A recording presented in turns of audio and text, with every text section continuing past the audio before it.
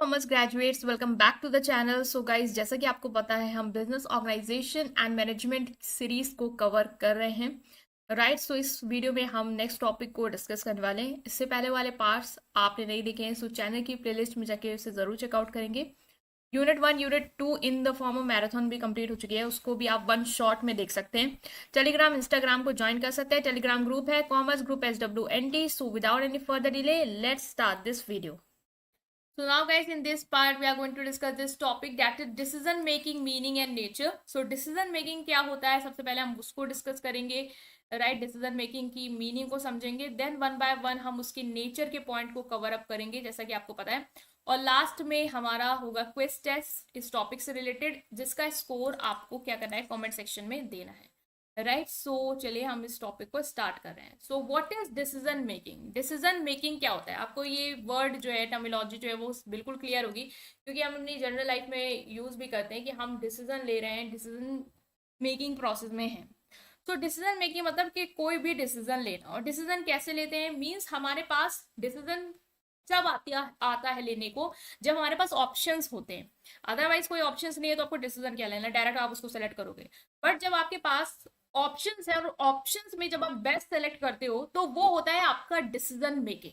Right, उसी तरीके से ऑर्गेनाइजेशन के सामने भी हमेशा जैसे इन्वेस्टमेंट है, उसको लेके काफी प्रपोजल हैं ABC। अब उसको ABC में कौन से में अपना पैसा इन्वेस्ट करना है वो सेलेक्ट करेगा, काफी चीजों को क्लासिफाई करने के बाद, काफी चीजों की एडवांटेज डिसएडवांटेज को कंपेयर करने के बाद। So this is what this is the decision making. Right, तो आपका हर लाइफ में, हमारी डेली लाइफ में हम डिसीजन लेते रहते हैं। ठीक है, हर चॉइस से रिलेटेड कि ब्रेकफास्ट में क्या खाना है, so many option we have to select one.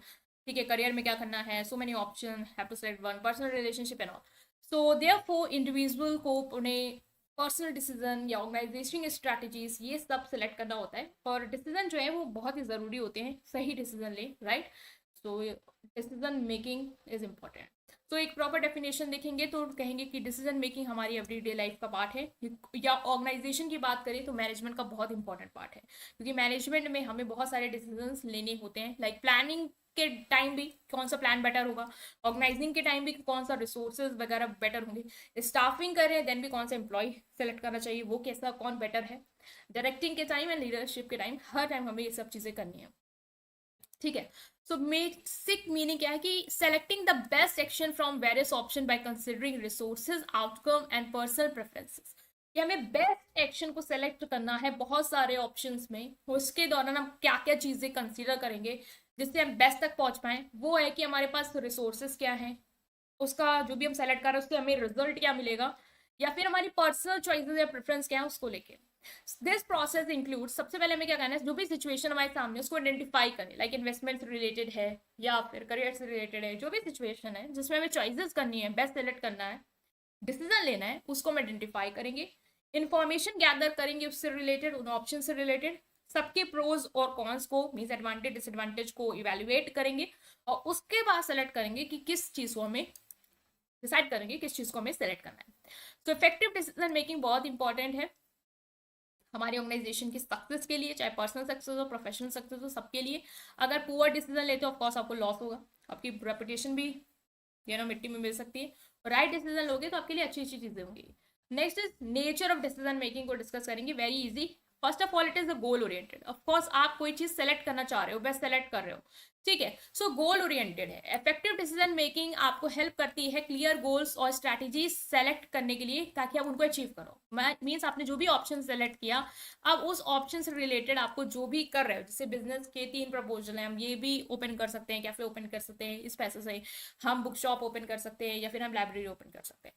सो हमने जो भी सेलेक्ट किया, मान लो हमने लाइब्रेरी सेलेक्ट किया, अब हमें उसको अचीव करने के लिए, लाइब्रेरी एक बेटर लोकेशन में हो, अच्छा रन करे, जितना रेवेन्यू है वो जनरेट कर ले, उस चीज को अचीव करने के लिए हम क्या करेंगे, आफ्टर टेकिंग डिसीजन हम स्ट्रैटेजीज बनाएंगे उनको अचीव करने के लिए।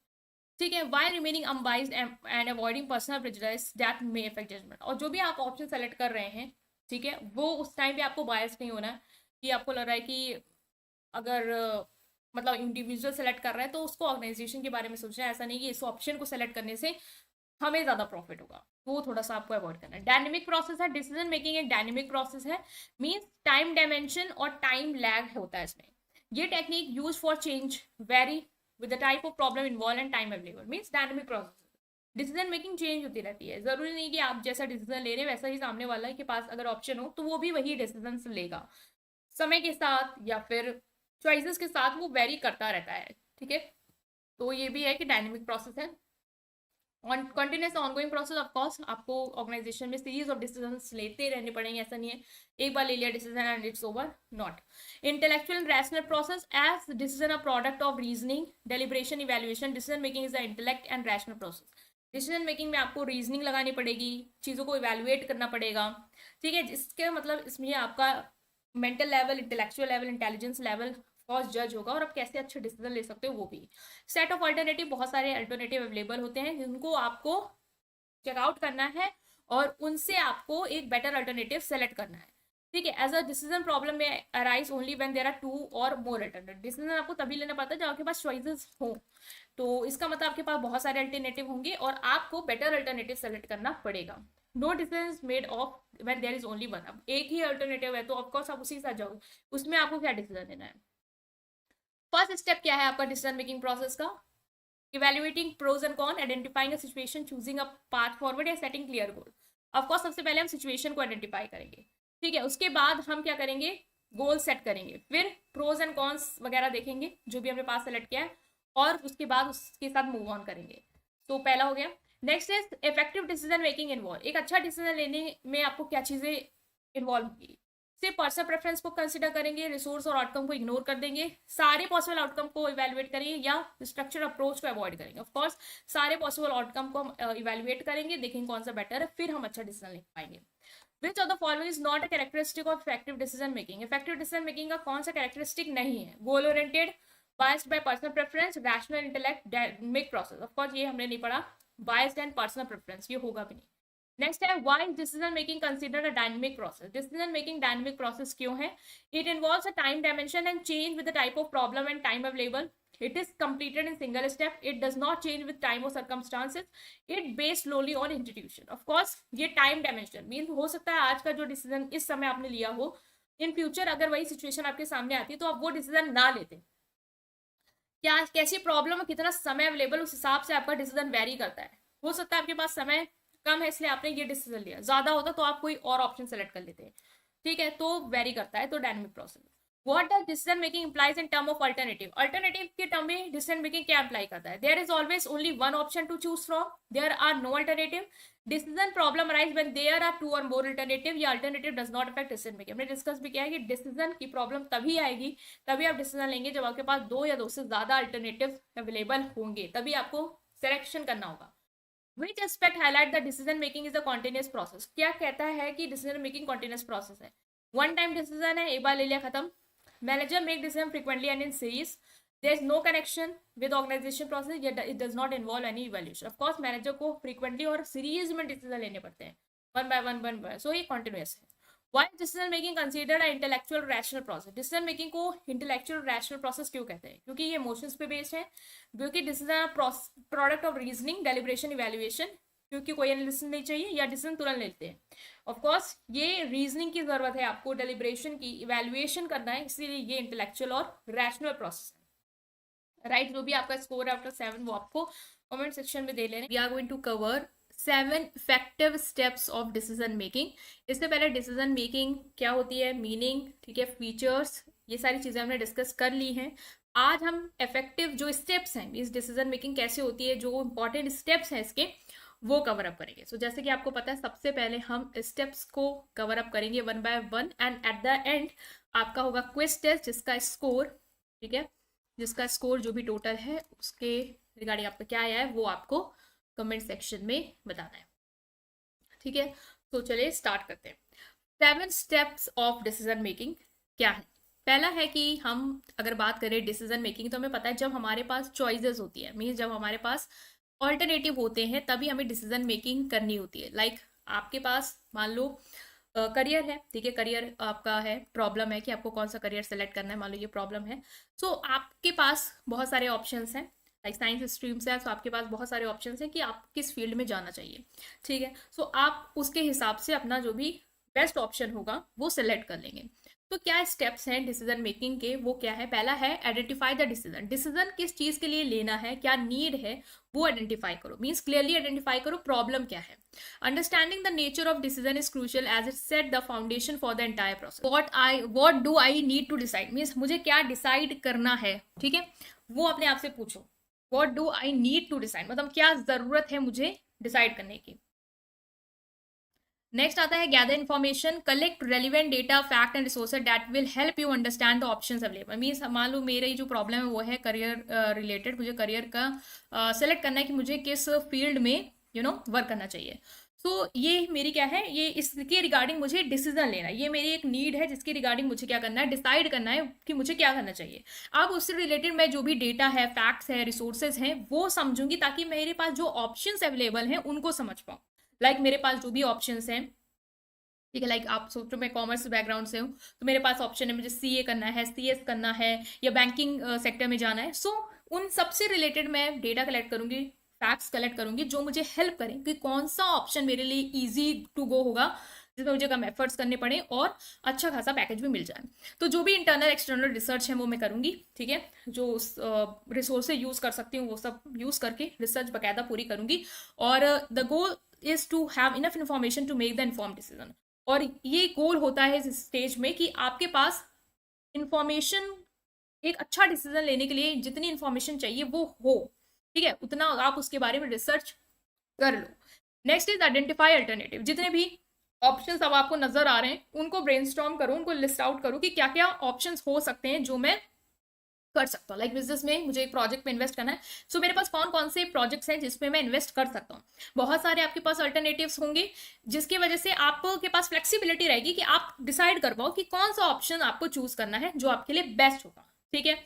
Next is evaluate the alternative. फिर वही है कि अल्टरनेटिव पहले लिस्ट आउट कर दिया कौन कौन से हैं, अब उनको बकायदा एक एक करके इवेल्युएट करो इन डिटेल, क्या उसके प्रोज हैं, क्या उसके कॉन्स हैं, क्या एडवांटेज है, क्या डिसएडवांटेज, कितना रिस्क है किसमें, कितने बेनिफिट्स हैं, क्या कॉन्सिक्वेंसेज होगा इन फ्यूचर उस अगर डिसीजन को ले लिया, वो आइडेंटिफाई करो, ठीक है, वो फाइनली आप अल्टरनेटिव में इवेल्युएट करो। Next is choose among alternative. एक बार आपने सारे अल्टरनेटिव को बकायदा इवेल्युएट कर लिया, अंडरस्टैंड कर लिया, उसको समझ लिया क्या प्रोज हैं क्या कॉन्स हैं, उसके बाद जो आपको लगता है कि आपके लिए बेस्ट होगा, ठीक है, आपकी प्रॉब्लम को सॉल्व करने के लिए बेस्ट जो आपको लग रहा है अल्टरनेटिव है, उसको आप फाइनली क्या करो, चूज कर लो, ठीक है। जहां पे आप मतलब बेसिकली आप क्या कर रहे हो, कमिट कर रहे हो कि यस ये ही डिसीजन है जो मुझे लेना है, मीन्स इसी अल्टरनेटिव के साथ मुझे आगे स्टेप करना है। नेक्स्ट है टेक एक्शन। एक बार अल्टरनेटिव चूज कर लिया, मीन्स मान लो करियर था जो सेलेक्ट कर लिया, इसी में जाना, सीए करना है, अब आपको जो भी सीए करने के लिए प्रोसेस है उसको एग्जीक्यूट करो, ठीक है, रिसर्च हो गई, सब कुछ हो गया, आप सीए कैसे करना है, क्या कोर्स है, उसकी प्लानिंग करो, कैसे मैं पेपर क्रैक कर सकता हूँ, वो सब फर्दर करना शुरू कर दो। Next is review the decision and it's consequences. एक बार आपने इंप्लीमेंट कर दिया डिसीजन, अब रिजल्ट देखो कि जो डिसीजन मैंने लिया था सीए करने का, क्या वो सही है या नहीं, क्या वो करियर मेरे लिए सही है या नहीं, क्या उसमें मुझे कुछ और एडजस्ट करना की जरूरत है, या मुझे कुछ और स्विच करने की जरूरत है, ये वर्क नहीं कर रहा, नेक्स्ट कुछ और डिसीजन के टुवर्ड मूव ऑन करने की जरूरत है। ये सिर्फ आप चीजें करोगे, एक बार रिव्यू करते रहोगे अपने डिसीजन को, उसके कॉन्सिक्वेंसेज आपके सामने, वो सारी चीजें आप देखोगे। सो ये स्टेप बहुत ही क्रिटिकल होता है ये लर्न करने के लिए कि डिसीजन मेकिंग प्रोसेस कैसे वर्क कर रहा है और कैसे आप अपने फ्यूचर के डिसीजंस को इंप्रूव कर सकते हो। Okay, now let's take a quiz test. First, what is the first step in decision making process. Decision making process में पहला स्टेप क्या है, आइडेंटिफाई करना अल्टरनेटिव को, इन्फॉर्मेशन को गैदर करना, डिसीजन को आइडेंटिफाई करना या अल्टरनेटिव को इवेल्युएट करना। तो सबसे पहले जो भी डिसीजन आपको लेना है उसको आइडेंटिफाई करना है कि किस चीज के बारे में मुझे डिसीजन लेना है। नेक्स्ट है विच step in decision making involves collecting relevant data and facts. किस स्टेप में, डिसीजन मेकिंग के किस स्टेप में हम जो भी रेलिवेंट डेटा है, मीन उस डिसीजन को लेने में जो डेटा हमें हेल्प करेगा उसको हम कैसे कलेक्ट करते हैं, वो कौन सा स्टेप है। सो वो स्टेप है आपका गैदर इंफॉर्मेशन, ठीक है, इंफॉर्मेशन गैदर कर रहे हैं, रेलिवेंट जो भी डेटा है उससे रिगार्डिंग वो हम कलेक्ट कर रहे हैं। Why is it important to identify alternative during decision making process. Decision making process के दौरान ये क्यों जरूरी है कि आप अल्टरनेटिव को आइडेंटिफाई करो। To ensure only one solution is considered, to provide flexibility and more option to choose from, to simplifies the decision making process, या it helps to avoid taking any action. क्यों important है कि आप alternative को identify करो, ठीक है, क्योंकि इससे आपको फ्लेक्सिबिलिटी मिलेगी और ऑप्शन समझ में आएंगे जिससे आप चूज कर पाओगे।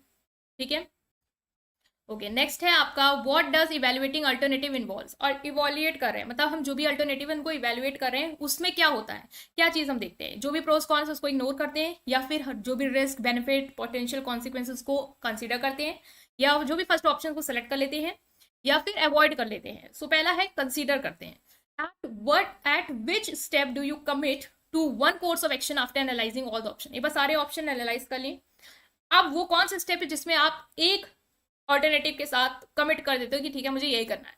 सो वो होता है आप एक्शन ले रहे हो। ठीक है, फाइनली आप एक्शन ले रहे हो, take action. Which step in decision making process involves the actual execution of the chosen alternative. जब आपने जो भी अल्टरनेटिव सेलेक्ट किया जब उसका एक्चुअल में एग्जीक्यूशन कर रहे हो वो स्टेप की हेडिंग क्या होगी। सो वो है आपकी identify the decision, take action, evaluate alternative या review the decision. Of course take action.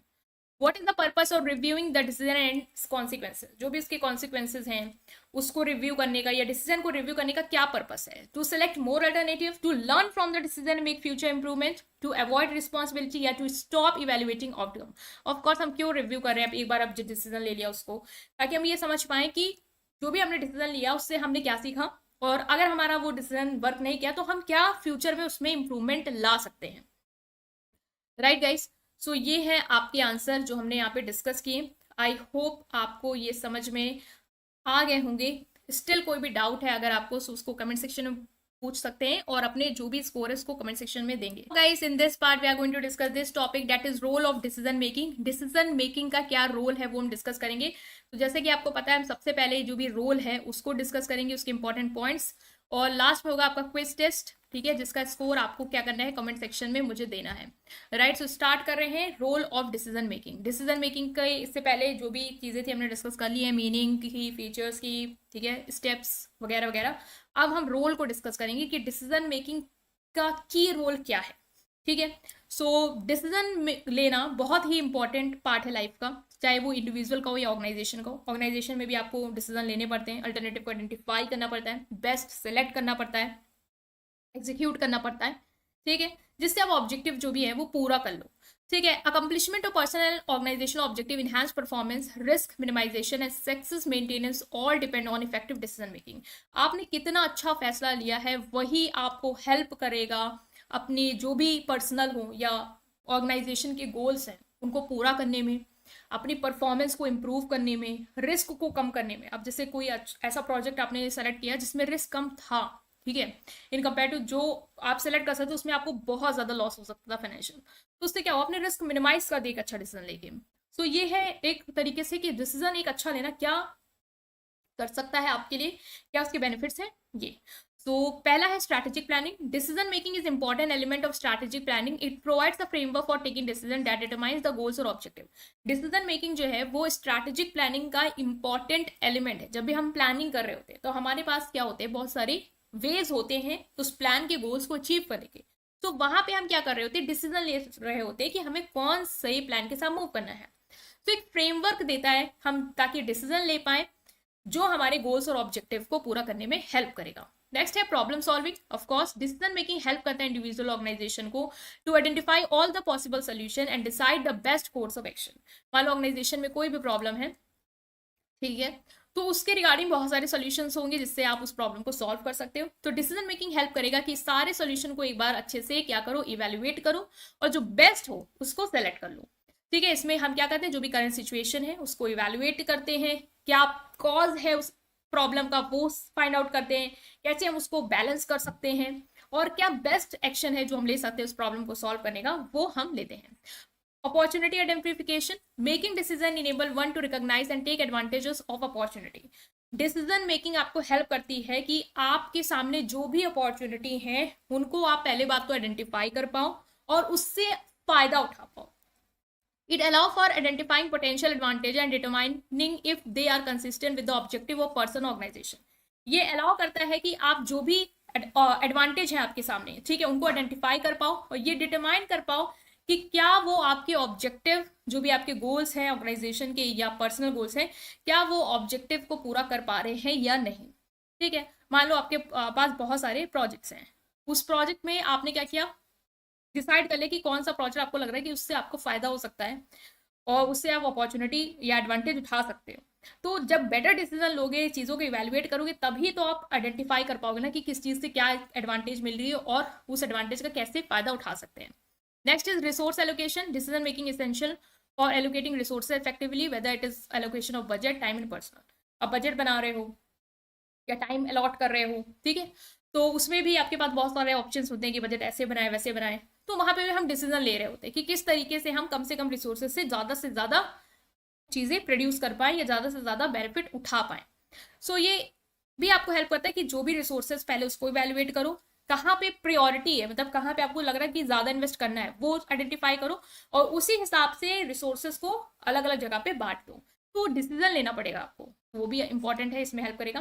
Risk management में डिसीजन मेकिंग आपको रिस्क को मैनेज करने में भी हेल्प करता है। डिसीजन मेकर को जो भी ऑप्शंस हैं उससे रिलेटेड कितना रिस्क हो सकता है, क्या फायदा हो सकता है, उसको एनालाइज कर लेना चाहिए और फिर उसके बेसिस पे अच्छा डिसीजन लेना चाहिए। गोल अचीवमेंट, जो अच्छे डिसीजन मेकिंग होते हैं वो आपको हेल्प करते हैं ताकि आप अपने पर्सनल ऑर्गेनाइजेशन गोल्स को अचीव कर पाओ। It involves setting goals, determining course of action to achieve those goals and evaluating progress along the way.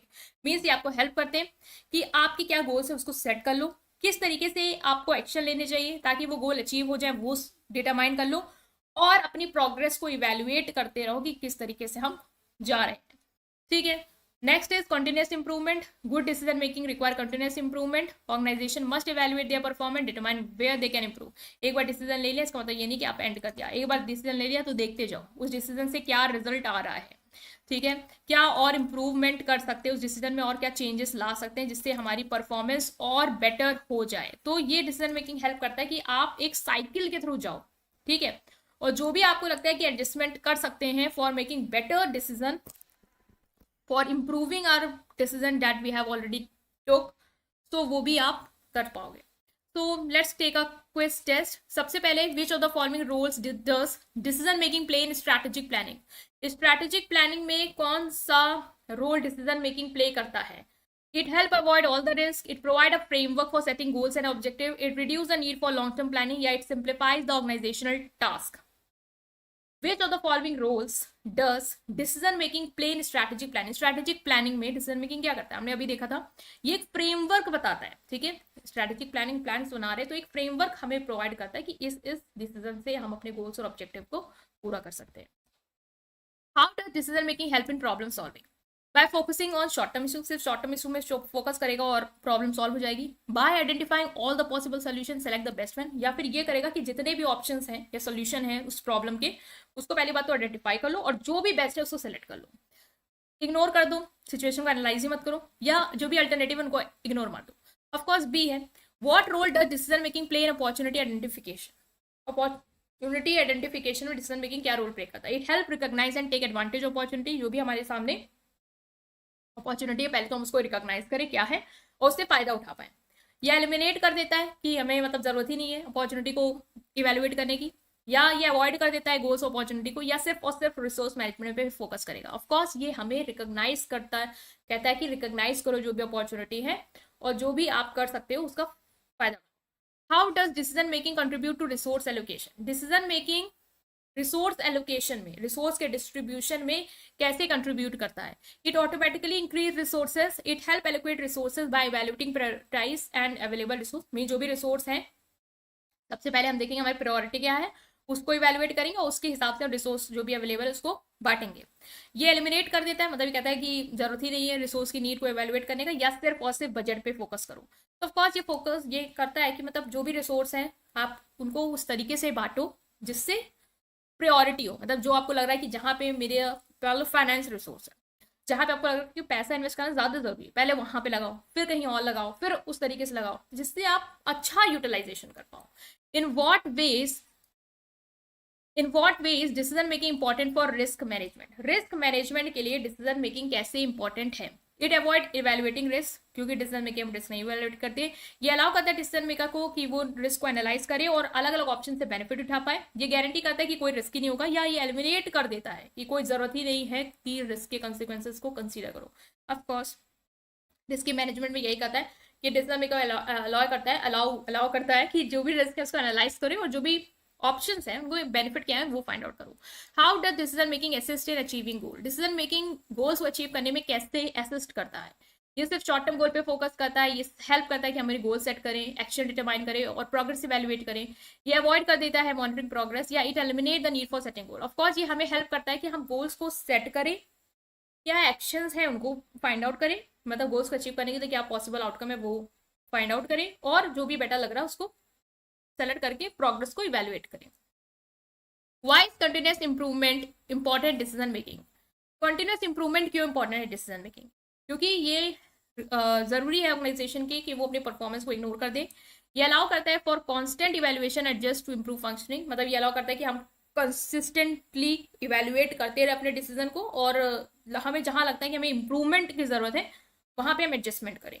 या ये कहता है कि कोई नीड ही नहीं है एडजस्ट करने की, या ये कहता है कि stop the need for further decision making, कि अब आपको फर्दर डिसीजन मेकिंग की नीड ही नहीं है। तो ऑफकोर्स ये है कि हम कंटिन्यूसली इवैल्यूएट करेंगे और जो भी हमारे फंक्शंस हैं, ठीक है, कैसे हम डिसीजन मेकिंग में जैसे मान लो कोई गलती की थी तो कैसे इंप्रूव कर सकते हैं वो हम फाइंड आउट करेंगे in this. So now guys, in this video we are going to cover this topic, that is relationship between planning and decision making. Decision making और planning के बीच में क्या रिलेशन है वो आइडेंटिफाई करेंगे। तो जैसे कि आपको पता है हम सबसे पहले जो भी डिसीजन मेकिंग और प्लानिंग के बीच में रिलेशन है उसके पॉइंट्स को कंसीडर करेंगे, मतलब समझेंगे कि कैसे रिलेशन है, और लास्ट में आपका क्विज टेस्ट होगा जिसका आपको पता है कि आपको स्कोर कमेंट सेक्शन में देना है। ठीक है, तो चलिए हम इसको स्टार्ट कर देते हैं। बहुत ही इंपॉर्टेंट है, क्वेश्चन बन सकता है आपके एग्जाम में, सो अच्छे से समझिए। Making decision and planning are closely inter related activity, मतलब दोनों आपस में कनेक्टेड है, ठीक है, आपस में इंटर रिलेटेड है। Making decision is frequently seen as the important step in planning, planning process के दौरान आपको क्या करने पड़ते हैं, डिसीजंस लेने पड़ते हैं। प्लानिंग प्रोसेस में आप क्या करते हो, जो भी हमारा गोल्स है, जो भी ऑब्जेक्टिव है, जो हमें अचीव करना है वो हम सेट कर देते हैं कि हमें ये अचीव करना है। फिर हम क्या करते हैं, किस पाथ के थ्रू जाके हम गोल्स को अचीव करेंगे, क्या करना होगा हमें उसको अचीव करने के लिए वो करते हैं, और क्या पोटेंशियल है उसको इवेल्युएट करते हैं। ठीक है, जैसे हमने प्लान किया कि हमें ट्रिप पे जाना है, तो हमने गोल है कि हमें एंजॉय करना है, ट्रिप पे गोल है कि हमें एंजॉय करना है और मतलब एंजॉय करना है, ठीक है, ये गोल है हमारा। अब हमें क्या हम कर सकते हैं, कौन सी ट्रिप पे जा सकते हैं, बहुत सारे हमारे पास ऑप्शंस हो सकते हैं। वहां पे हमें क्या करना पड़ेगा, डिसीजन लेना पड़ेगा जिससे हम अपने गोल्स को अचीव कर पाए। तो कहीं ना कहीं आप देख रहे हो कि प्लानिंग में आपको डिसीजन मेकिंग करनी पड़ती है। सो प्लानिंग एक फाउंडेशन की तरह एक्ट करता है, डिसीजन मेकिंग एक नींव है।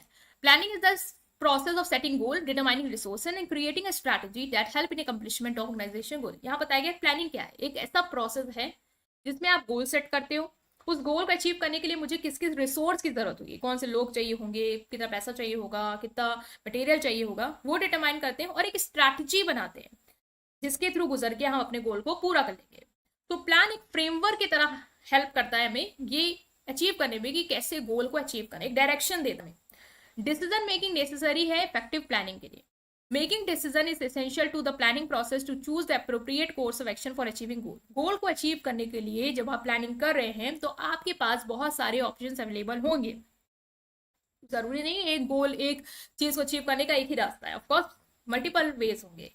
सो डिसीजन मेकिंग आपको यहाँ पे क्या हेल्प करेगा कि आप उस डिसीजन मतलब उस ऑप्शन को सेलेक्ट करो जो आपके लिए बेस्ट, तभी आप अपने प्लानिंग को इफेक्टिवली क्या कर पाओगे, इंप्लीमेंट कर पाओगे और उसके गोल को पूरा कर पाओगे। सो चॉइस आपको यहाँ बनानी पड़ेगी कि लोग भी सेलेक्ट, जैसे हम ना लोग की जरूरत है वो हम लाएंगे, अब लोग पे भी कौन से लोग सेलेक्ट करने, किस स्किल के, किस एजुकेशन के, वो आप डिसीजन लोगे।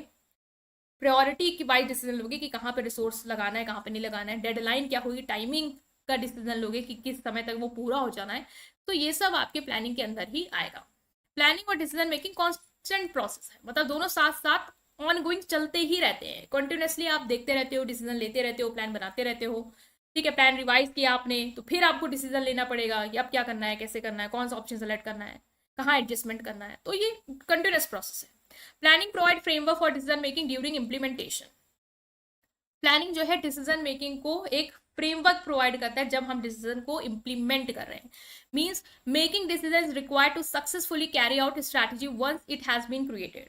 डिसीजन आपको लेना पड़ेगा अगर आप अपनी जो भी स्ट्रैटेजी जो आपने क्रिएट कर दिया अगर उसको आप सक्सेसफुली क्रिएट मतलब कैरी आउट करना चाहते हो, इंप्लीमेंट करना चाहते हो, तो वहां पे आपको क्या करना पड़ेगा, डिसीजन लेना पड़ेगा। तो प्लान आपको एक फ्रेमवर्क बताता है जिससे आप चूज कर पाओगे कि कैसे रिसोर्स को एलोकेट करना है, कैसे प्रॉब्लम को हैंडल करना है, क्योंकि प्लानिंग में आप एक स्ट्रैटेजी के साथ चल ही रहे हो कि how you have to do the things. तो अब उसके रिगार्डिंग एक डिसीजन मेकिंग में जब आपको पता रहेगा कि कैसे क्या करना है, तो ईजी हो जाएगा आपको उस हिसाब का डिसीजन लेने में। Both require collaboration and communication of course. Planning में भी आपको जरूरत है कि मैनेजर एम्प्लॉय सब आपस में आए, डिसाइड करें क्या करना है, कैसे करना है, ठीक है। और डिसीजन मेकिंग में भी आपको लोगों को ऑप्शंस बताने होंगे, और फिर जो आप सबको लग रहा है बेस्ट है वो आप सबको मिलकर सेलेक्ट करना होगा। तो यहाँ पे भी आपको ऑफकोर्स कोलैबोरेशन कम्युनिकेशन की जरूरत होगी। तो दोनों रिपीटेटिव प्रोसेस है, कंटिन्यूस रिव्यू चाहिए, मॉडिफिकेशन चाहिए, ठीक है। तो ये एक थोड़ा सा डिस्क्रिप्शन दिया है कि ये इंश्योर करने का कि ऑब्जेक्टिव पूरे हो जाए, रिसोर्स अच्छे से एफिशिएंटली यूटिलाइज हो जाए। प्लानिंग डिसीजन मेकिंग दोनों आपको करनी पड़ेंगी ताकि आप अच्छे से अचीव कर पाओ। Let's take a quiz test. How does planning act as a foundation for decision making? Decision making के लिए प्लानिंग कैसे फाउंडेशन की तरह एक्ट करता है? ये एलिमिनेट कर देता है नीड फॉर सेटिंग गोल, ये प्रोवाइड करता है फ्रेमवर्क फॉर अचीविंग गोल, या it focus only on decision making, या it create strategy, avoid create strategy. Of course ये फ्रेमवर्क देता है, बेस देता है, ताकि हमारे गोल्स जो हैं वो हम अचीव कर लें। नेक्स्ट है why decision making necessary for effective planning? एक अच्छी प्लानिंग के लिए डिसीजन लेना क्यों जरूरी है? ताकि हम प्लानिंग प्रोसेस को सिंप्लीफाई कर दें, to choose the appropriate option for achieving goal, ताकि हम डिसीजन मेकिंग में ऐसे एक्शन को, ऐसे ऑप्शन को सिलेक्ट कर पाए जो हमारे गोल्स को अचीव करने के लिए हमें सबसे अप्रोप्रिएट हो, या अवॉइड कर दें रिसोर्स के और डेडलाइन के इवैल्यूएशन को, या एलिमिनेट कर दें कि हमें प्लान के थ्रू जाने की जरूरत भी है। So of course to choose the appropriate course of action. Why are planning decision making considered constant process? Constant process क्यों है? ऑफ कोर्स क्योंकि इनका कंटिन्यूअस इवैल्यूएशन और एडजस्टमेंट होता है। How does planning provide a framework for decision making during implementation? अब planning कैसे decision making के लिए फ्रेमवर्क प्रोवाइड करता है जब हम डिसीजन को इम्प्लीमेंट कर रहे हैं? It provide specific step for resource allocation and problem solving. ये हमें स्पेसिफिक स्टेप बताता है कि कैसे हमें रिसोर्स को एलोकेट करना है, कैसे प्रॉब्लम को सॉल्व करना है। ये एलिमिनेट कर देता है need for further decision. It focus करता है शॉर्ट टर्म गोल्स पे सिर्फ, या रोल जो है स्ट्रैटेजी का उसको रिड्यूस करता है। ऑफकोर्स ये डिसीजन मेकिंग में कैसे हेल्प कर रहा है हमें? ये हमें इम्प्लीमेंटेशन में हेल्प कर रहा है, ये हमें बता रहा है कौन से स्टेप्स हमारे लिए ज़रूरी है जिसके थ्रू हमें अपने रिसोर्स को बांटना है प्रायोरिटी के हिसाब से, या प्रॉब्लम को सॉल्व करनी है। What is required for both effective planning and decision making? Effective decision making planning के लिए क्या जरूरत है? लिमिटेड कम्युनिकेशन, लिमिटेड हो, कोलैबोरेशन और कम्युनिकेशन हो, मल्टीपल पर्सपेक्टिव को इग्नोर कर दो, सबसे ना रह लो, या सिर्फ डिसीजन मेकिंग इंडिविजुअली करो, किसी और से ना पूछो। ऑफकोर्स कोलैबोरेशन और कम्युनिकेशन की जरूरत है। Why must planning and decision making adopt over time? Planning और डिसीजन मेकिंग जो है वो क्यों जरूरी है कि हम समय समय पर एडजस्ट करते रहें? To stay rigid in the approach, ताकि हम अड़े रहें कि हम जो सोच लिए हैं वही करेंगे।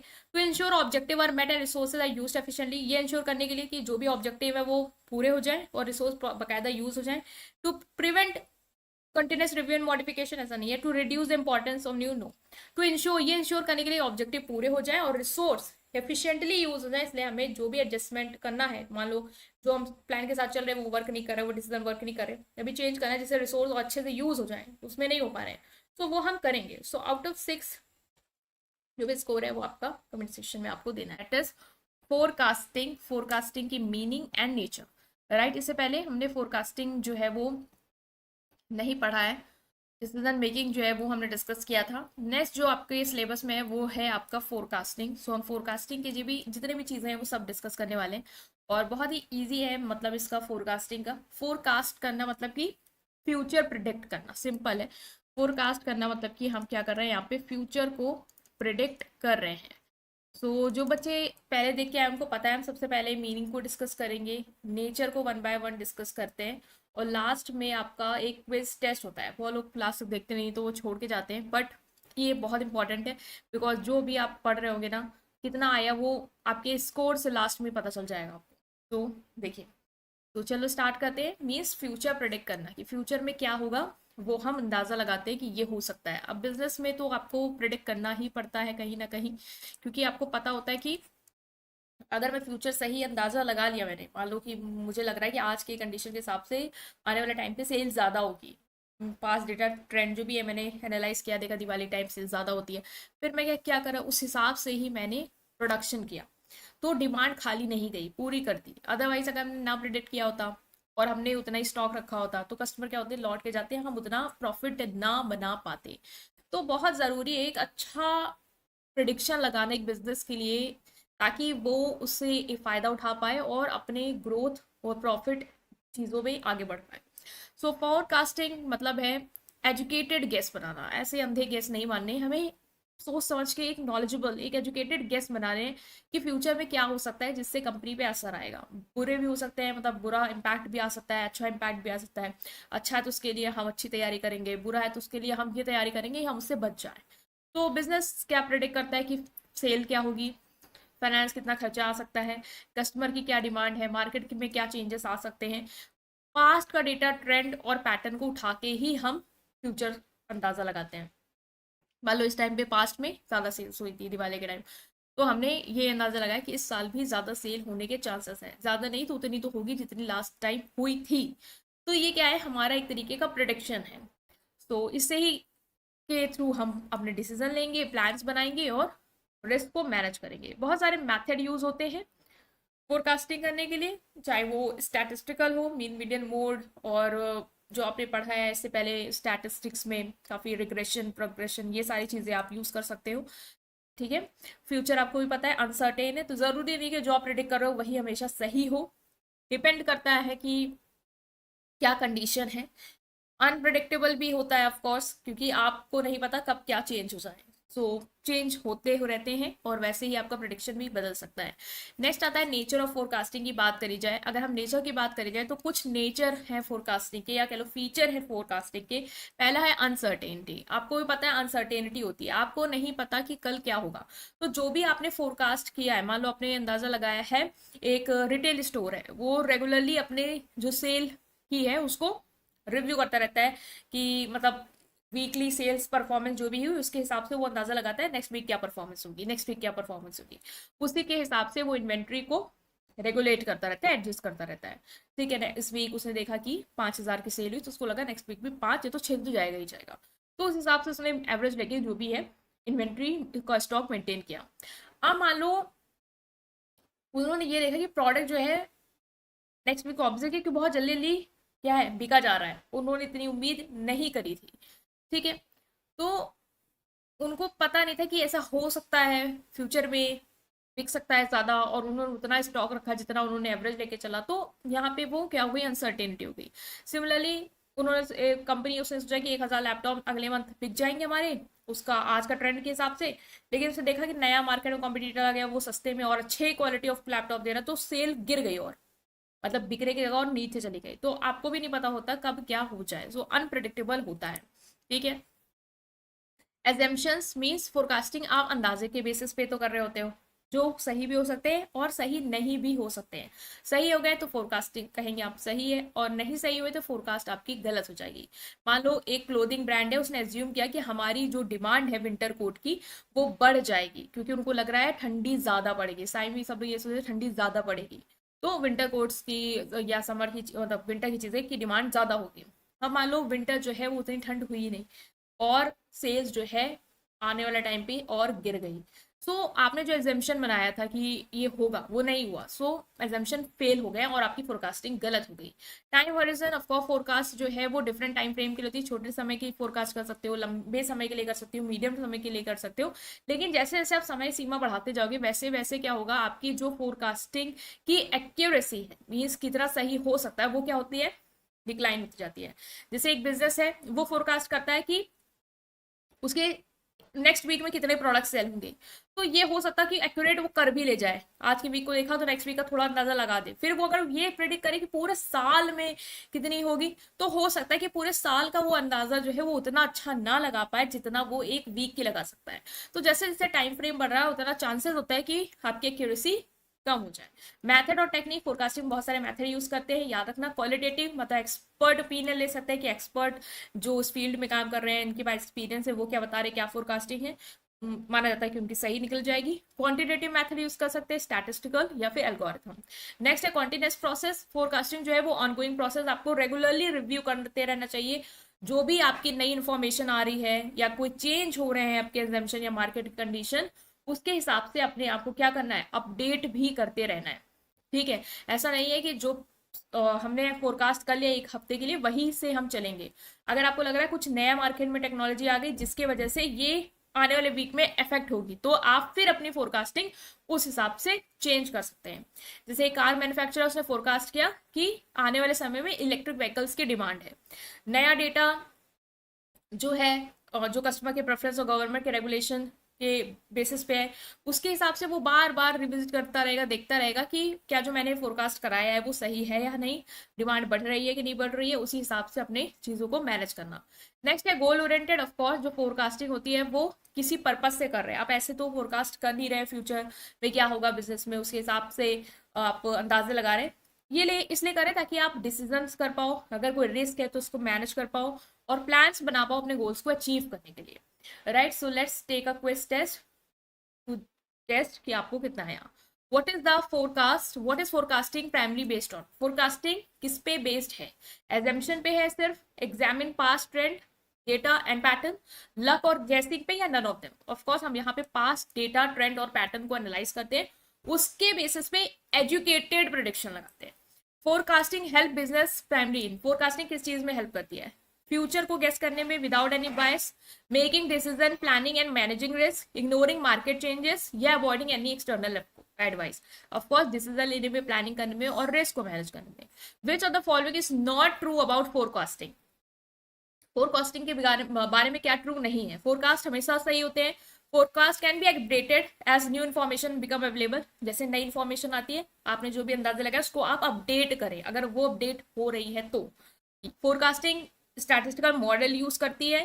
Forecast can be certain, uncertain हो सकते हैं due to unforeseen events, of course हो सकते हैं अनसर्टेन। सो जो सही नहीं है वो है कि हमेशा सही हो ऐसा नहीं है। आपने भी पढ़ा कि चेंज हो सकते हैं, प्रिडिक्शन गलत हो सकता है अगर आपका एजम्पशन ही गलत है। What role does uncertainty play in forecasting? Forecasting में अनसर्टेनिटी कि कुछ भी हो सकता है, कभी भी हो सकता है, वो क्या रोल प्ले करती है? There is no uncertainty in forecasting. Uncertainty ensure forecast are always correct, ये इंश्योर करेगी कि फोरकास्टिंग हमेशा सही हो। Uncertainty makes prediction difficult as unanticipated factor may affect accuracy. Uncertainty is irrelevant in long term forecast. Of course uncertainty हमारे prediction को difficult बना देती है। अगर हमने जो प्रिडिक्ट किया, मान लो हमने प्रिडिक्ट किया कि कल धूप रहेगी और कल बारिश हो गई, तो अनएंटिसिपेटेड फैक्टर था वेदर का चेंज हो जाना, उससे हमारा प्रिडिक्शन क्या हुआ, गलत हो गया, तो डिफिकल्ट हो जाता है। फोरकास्टिंग ऑनगोइंग प्रोसेस क्यों है? क्योंकि ये कभी फाइनल नहीं होता, क्योंकि ये एजम्पशन पे रिलाई करता है जो चेंज होते हैं, क्योंकि ये कभी रिव्यू नहीं होता, या ये बस एक ही बार रिव्यू हो जाता है, क्योंकि ऐसे एजम्पशन पे बेस्ड होता है जो हमेशा बदल सकते हैं। विच of the following is a characteristic of forecasting? Forecasting का क्या कैरेक्टरिस्टिक है? ये एजम्पशन कभी नहीं बदलते, फोरकास्ट हमेशा एक्यूरेट रहते हैं लॉन्ग टाइम के लिए। फोरकास्ट गोल ओरिएंटेड है, सपोर्ट करता है डिसीजन मेकिंग और प्लानिंग में, या forecast does not involve any data analysis? Of course ये गोल ओरिएंटेड होता है, डिसीजन मेकिंग में सपोर्ट करता है, रिस्क को मैनेज करता है और प्लानिंग में हेल्प करता है। Why does the accuracy of prediction usually decrease with a longer time horizon? जैसे टाइम होराइजन बढ़ा देते हैं वैसे आपकी जो प्रेडिक्शन की एक्यूरेसी है जो हमने डिस्कस करी है वो कम हो जाती है। क्यों? क्योंकि डेटा इररेलेवेंट हो जाता है शॉर्ट टर्म के बाद, एजम्पशन चेंज हो जाते हैं समय समय पे जिससे अनसर्टेनिटी होती है। Forecasting does not work for long term prediction, या statistical model are inactive for long period. तो ये है आपका कि एजम्पशन जो है वो चेंज होते हैं समय समय पर, जिसकी वजह से क्या होता है, अनसर्टेनिटी रहती है। तो लॉन्ग पीरियड में ज्यादा चांसेस है कि आपकी अनसर्टेनिटी ज्यादा आपको देखने को मिले, और शॉर्ट टर्म में हम कहीं ना कहीं थोड़ा बहुत प्रेडिक्शन लगा भी सकते हैं। तो ये हैं आपके सारे आंसर जो हमने डिस्कस किए हैं, right.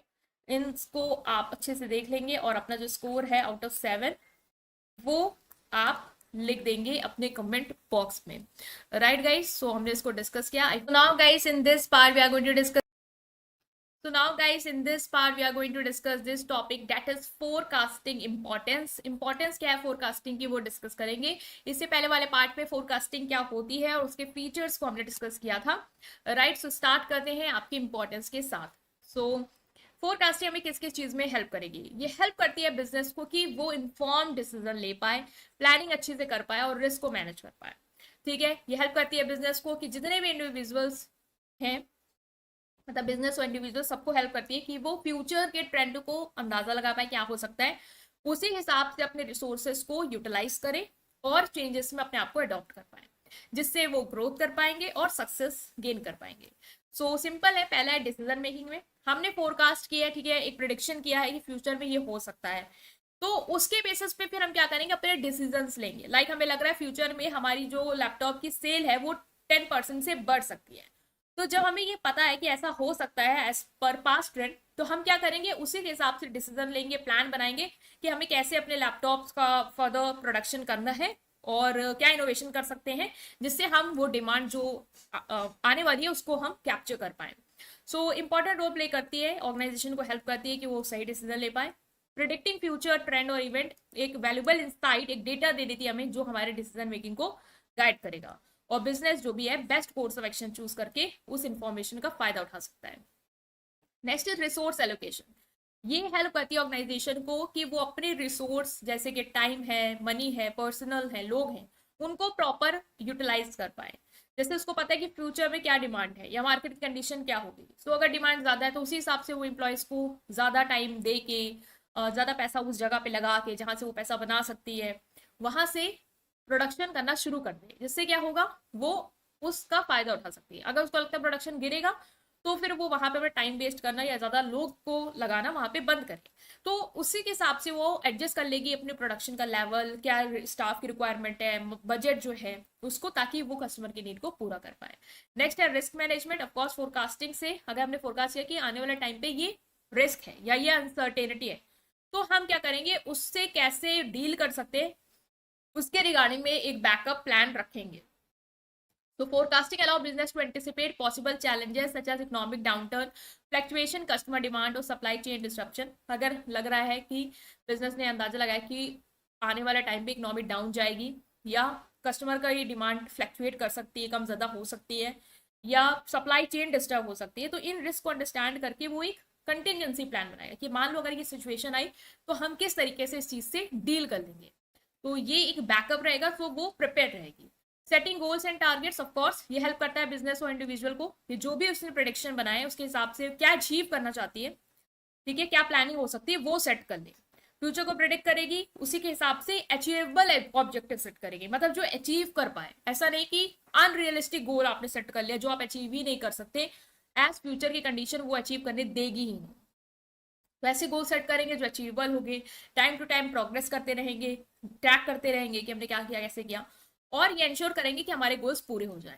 Next is budgeting and financial planning. Accurate financial forecast बहुत जरूरी होती है बजटिंग और फाइनेंशियल प्लानिंग के लिए। मतलब हमें सही से फाइनेंशियल फोरकास्ट करना चाहिए जिससे हम सही से बजट बना पाएंगे और अपनी प्रॉपर फाइनेंशियल प्लानिंग कर पाएंगे।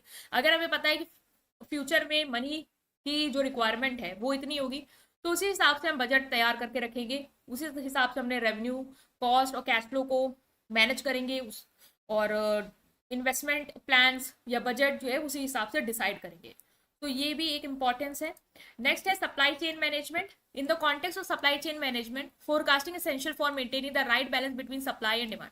अगर हमें पता है डिमांड 10% से बढ़ेगी तो उसी हिसाब से हम अपने पास स्टॉक रखेंगे। अगर हमें पता है डिमांड जो है 5 to 7% से डाउन हो सकती है, तो उस हिसाब से हम अपना स्टॉक जो है वो ओवर स्टॉक नहीं करेंगे, उस हिसाब से मेंटेन करेंगे ताकि हमारी होल्डिंग कॉस्ट ज्यादा ना आए, ठीक है।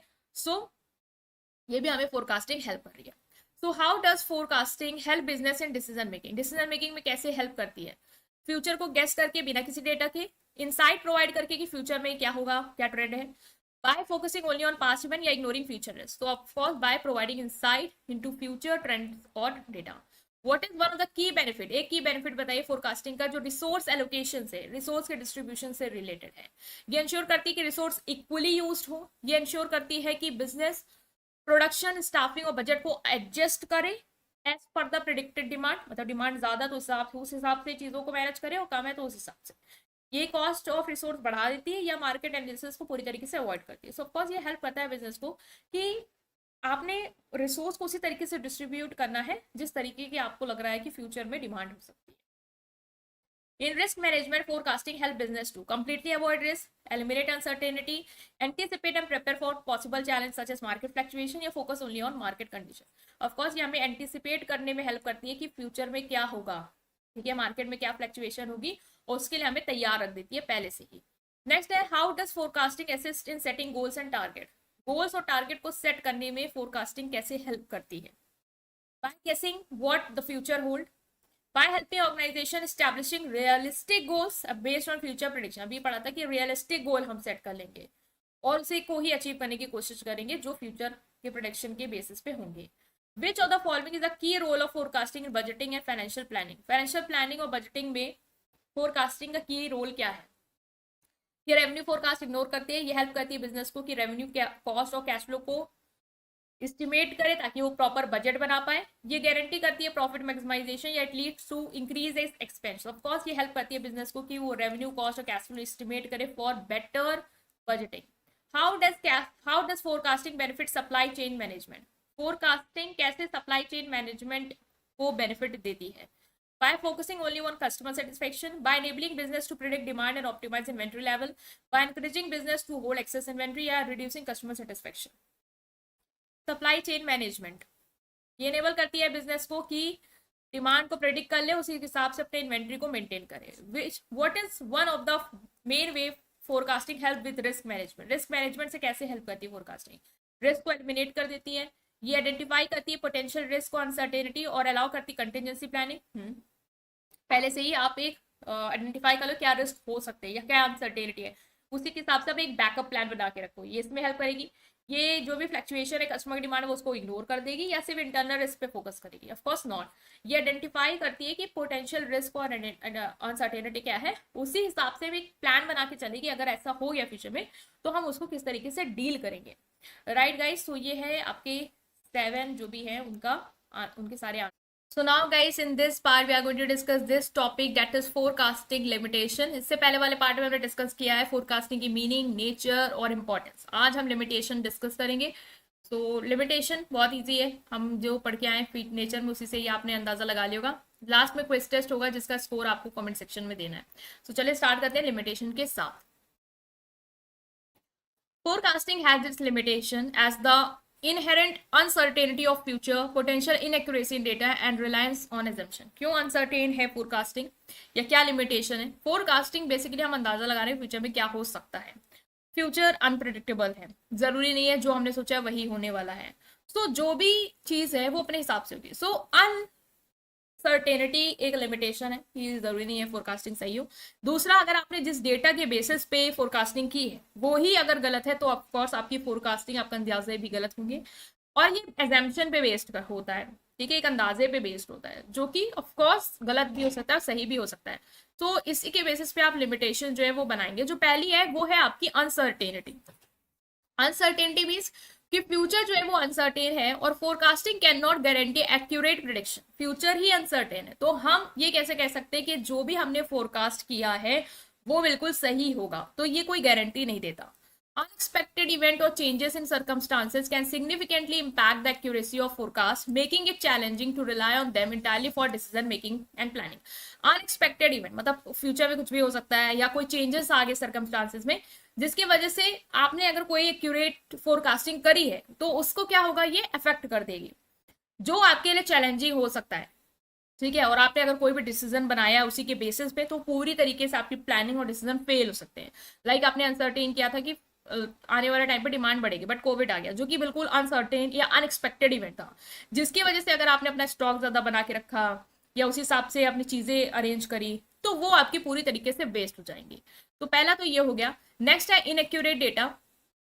ये आपकी डेटा की क्वालिटी पे डिपेंड करता है। जो भी आप पास डेटा के बेसिस पे एक्यूरेसी डिसाइड कर रहे होते हो अपने फोरकास्टिंग की, अगर आपने जो भी पुराना डेटा यूज किया है वो इनएक्यूरेट है या इनकम्प्लीट है, उसमें चीजें सही से दी नहीं है, मान लो कोई किसी ने अपना अकाउंट बनाया, लेजर बनाया, ठीक है, उसमें चीजें ही उसने मिस कर दी हैं, गलत लिखी हैं, तो उसके हिसाब से अगर आप सेल का अंदाजा लगा रहे तो वो जरूरी नहीं होगा सही है ना। इनएक्यूरेट डेटा के बेसिस पे आपकी फोरकास्टिंग भी इनएक्यूरेट होगी।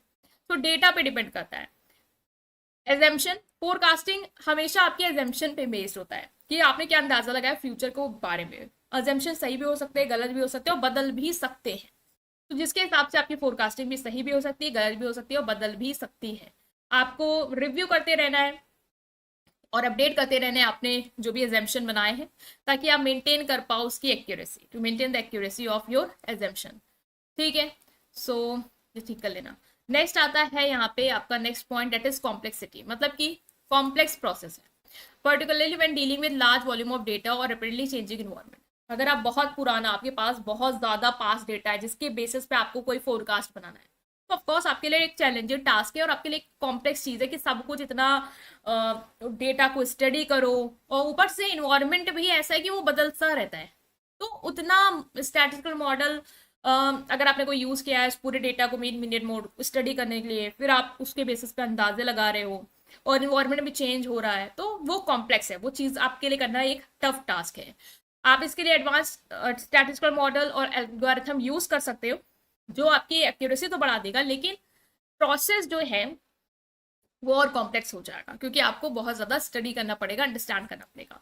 टाइम कंज्यूमिंग है, फोरकास्ट करने में आपको ऑफकोर्स टाइम तो देना होगा, डेटा कलेक्ट करना होगा, डेटा को स्टडी करना होगा, उसके बेसिस पे अंदाजे लगाने होंगे, ठीक है, वो भी आपको अपडेटेड रखना होगा। तो ये आपका अच्छा खासा टाइम ले जाएगा, और अगर कोई अच्छे इंपॉर्टेंट टास्क पे ऑर्गेनाइजेशन के समय दे सकते थे जो आपकी इंप्रूव कर सकता था एफिशिएंसी, उससे आपको कहीं ना कहीं डाइवर्ट भी कर देगा। लिमिटेड स्कोप, फ्यूचर जो है जो हम फोरकास्टिंग कर रहे हैं वो लिमिटेड है अपने स्कोप में, मतलब जरूरी नहीं है कि सारे फैक्टर और चेंजेस जो इन्वायरमेंट उन सब के बारे में उसको पता ही हो। आपने जैसे फोरकास्टिंग की तो वो पास्ट डेटा के बेसिस पे या जो करंट चल रहा है उसके बेसिस पे कर सकते हो। कोई नया कॉम्पिटिटर है वो कितना एफेक्ट कर सकता है मार्केट को, वो आप इतना नहीं प्रेडिक्ट कर सकते, ना ही कोई टेक्नोलॉजी इनोवेशन होने वाला है उससे हमारे उस इनोवेशन से हमारे बिजनेस पे क्या असर आएगा वो भी आप उतना प्रेडिक्ट नहीं कर सकते हो। तो एक दायरे तक ही आप फोरकास्टिंग कर सकते हो, ज्यादा बाहर नहीं भी जा सकते हो, ठीक है, तो लिमिटेड है। Which of the following is the key limitation of forecasting due to unpredictability of future event. Future event unpredictable है, उसकी वजह से क्या एक की लिमिटेशन है फोरकास्टिंग की, ये कॉम्प्लेक्स है, अनसर्टेन है, लिमिटेड स्कोप है या टाइम कंज्यूमिंग। अनसर्टेनिटी है, आपको नहीं पता कब क्या होगा। Why can inaccurate data leads to unreliable forecast. Inaccurate data किस वजह से या क्यों अनरिलायबल फोरकास्ट की टूवर्ड हमें ले जाता है, क्योंकि ये प्रोसेस बढ़ा देता है, क्योंकि ये अनरिलायबल प्रोडक्शन प्रोड्यूस करता है, कॉम्प्लेक्सिटी डिक्रीज करता है या डिसीजन मेकिंग सिंपल कर देता है। डेटा इनएक्यूरेट है तो फोरकास्टिंग अनरिलायबल इस होगी क्योंकि आपने जो प्रिडिक्शन बनाए वो ही अनरिलायबल होंगे, अनरिलायबल होंगे। What happens if the assumption forecasting are incorrect. जो भी अंदाजे आपने लगाए हैं फोरकास्टिंग वो अगर गलत है तो क्या होगा, फोरकास्टिंग इनएक्यूरेट हो जाएगी, फोरकास्टिंग और रिलायबल हो जाएगी, डेटा और एक्यूरेट हो जाएगा, या future become certain, forecasting inaccurate हो जाएगी। Which of the following is the challenge due to complexity of forecasting process.